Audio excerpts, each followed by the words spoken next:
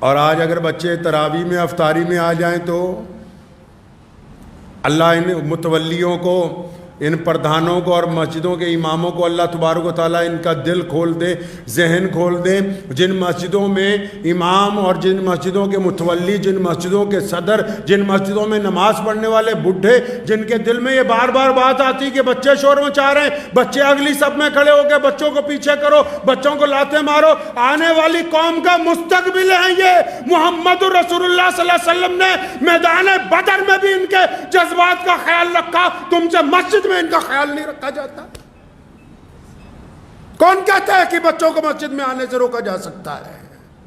کیا انتظامات کیے رمضان المبارک کی مقدس ساعتوں میں؟ یہ جو باہر سے آنے والے بچے ہیں، ان کے لیے کیا تم نے بہترین کوئی کھلونے لا کے رکھے، کوئی بہترین چیز لا کے رکھی، کوئی ایسی قاعدے لا کے رکھے، کوئی بہترین کتابیں لا کے رکھی؟ کیا ان کو چاکلیٹ دیتے ہو؟ کیا ان کو بہترین افطار کراتے ہو؟ کیا ان سے کلمات سنتے ہو؟ کیا ان کے ساتھ بیٹھ کے کچھ دین کی، کچھ محبت کی باتیں کرتے ہو؟ یہ آنے والا مستقبل ہے، یہ مسلمانوں کے امام ہیں، ان میں مسلمانوں کے لیڈر ہیں، ان میں مسلمانوں کے مجاہد ہیں، ان میں مسلمانوں کے قائد موجود ہیں، ان میں مسلمانوں کی اقتصادی مدد کرنے والے ہونہار موجود ہیں۔ قدر ہی کوئی نہیں کہ مسجد تک آ رہے ہیں تم ان کی خدمت کر سکو۔ بالکل حیرت کی بات ہے کہ جی بچے جو ہیں مسجد میں آ کے شور مچا رہے ہیں۔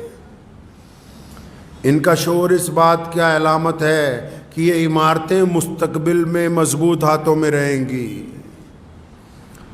مسجد کی نماز کے پیچھے بچوں کی کلکلانے کی آوازیں، بچوں کی دوڑنے کی آوازیں اس بات کا اعلان ہے کہ مستقبل میں آنے والے دور کے نمازی یہاں پر پیچھے موجود ہیں جو تربیت کے مراحل سے گزر رہے ہیں۔ پیارے نبی حضرت محمد رسول اللہ صلی اللہ علیہ وسلم نے سجدہ کیا۔ سیدنا امام حسین رضی اللہ عنہ چھوٹے سے ہیں، دوڑ کے آئے، اپنے نانا ابو کے کندھوں پر بیٹھ کے نبی علیہ السلام نے سجدہ لمبا کر دیا۔ مبادا اٹھوں گا تو حسین کو چوٹ نہ لگ جائے، یہ نہیں کہا کہ حسین کو روکو، یہ نہیں کہا کہ بچوں کو پکڑ کے رکھا کرو، نہیں، یہ بچے ہیں، یہ قوم کا مستقبل ہیں۔ اگر یہ میدان میں نہیں ہوں گے، اگر یہ مسجد تک نہیں آئیں گے، اگر یہ آپ کے ساتھ کندھے سے کندھا ملا کے چلنے کا فن نہیں سیکھیں گے، تو کل کو کون ہے جو بیٹھ کے قرآن کی تلاوتیں کرے گا؟ کون ہے جو ان عمارتوں کی حفاظت کرے گا؟ حضرت معاذ اور معوذ رضی اللہ تعالیٰ عنہ، دو ننھے صحابی، وہ بھی میدان بدر میں۔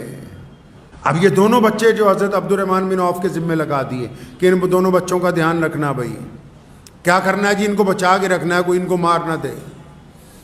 اب یہ ایک بچہ دائیں کھڑا ہے، ایک بچہ بائیں کھڑا ہے۔ اب دونوں بچوں کو عبد الرحمن بن عوف رضی اللہ عنہ فرماتے ہیں کہ میں نے یہ سوچا کاش میرے دائیں بائیں دو جنگجو جوان ہوتے اور پھر میں بھی جوہر دکھاتا، میں بھی ان کو بتاتا کفار مکہ کو کہ کس طرح تم نے ہم پہ ظلم کیے ہیں، آج حساب کا دن ہے۔ تو فرماتے ہیں کہ اتنی دیر میں ادھر سے معوذ نے دونوں نے اپنی گردن آگے نکالی اور آنکھوں ہی آنکھوں میں کوئی مشورہ کیا،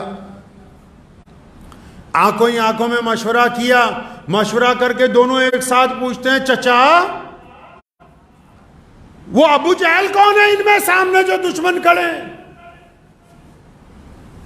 ہم نے سنا وہ ہمارے پیارے نبی حضرت محمد رسول اللہ صلی اللہ علیہ وسلم کے خلاف بری باتیں کرتا ہے مکے میں بیٹھ کے، تو چچا یہ جو سامنے دشمن نظر آتے ہیں ان میں ابو جہل کون سا ہے؟ عبد الرحمن بن عوف فرماتے ہیں رضی اللہ تعالیٰ عنہ، فرمایا میں نے ابو جہل کو دیکھا وہ اپنی فوجوں کے آگے آگے ان کی ترتیب میں کچھ کر رہا تھا، تو میں نے انگلی کے اشارے سے دونوں بچوں کو دکھایا کہ وہ دیکھو سامنے وہ جو ایک سردار اپنے گھوڑے کے اوپر اکڑ کے ساتھ چل رہا ہے کہ وہی ابو جہل ہے۔ فرمایا بس ابھی اشارہ ہی کیا تھا تو یہ دائیں بائیں سے ایسے دوڑے ہیں جیسے کمان میں سے تیر چھٹ جاتا ہے۔